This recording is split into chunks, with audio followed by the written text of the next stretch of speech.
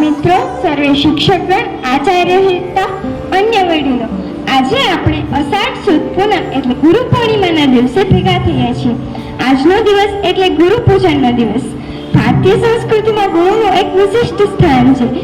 પરંતુ ગુરુ એટલે કોણ? તો સીધો જવાબ છે કે જે લઘુ નથી તે, જે વિદ્યાથી, સત્તાથી, કીર્તિથી પોતાનો પથ છોડતો નથી તે ગુરુ. માં મને શરીર રૂપી જન્મ આપે છે અને ગુરુ કે આચાર્ય મને જીવન જીવવાની ત્રીજી આંખ એટલે કે દ્રષ્ટિ આપે છે. જૂના કાળમાં તેથી જ ગુરુ ગૃહે એટલે કે તપોવનમાં વિદ્યા સંપાદન માટે જવાની પ્રણાલી હતી.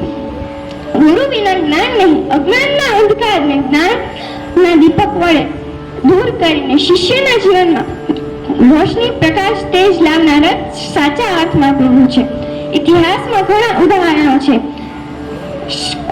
ખુદ શ્રી કૃષ્ણ સાંદીપની ગુરુના આશ્રમમાં વિદ્યા સંપાદન માટે ગયા છે અને ભગવાન શ્રી રામ પણ વિશ્વામિત્ર પાસે શિક્ષાર્થે ગયા છે.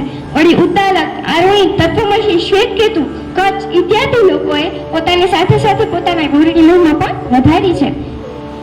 આજના દિવસે વિશેષ કહેવાનું કે મારા જીવનમાં શિક્ષણની સાથે સાથે જ્ઞાન અને સમજ ઊભી કરવા પ્રયત્નશીલ એવા મારા આચાર્ય અને શિક્ષકને મારા ભાવથી પ્રણામ. જ્ઞાનાતિમિરાંધસ્ય જ્ઞાનાશાન શલાપયા ચક્ષુરુન્મિલિતં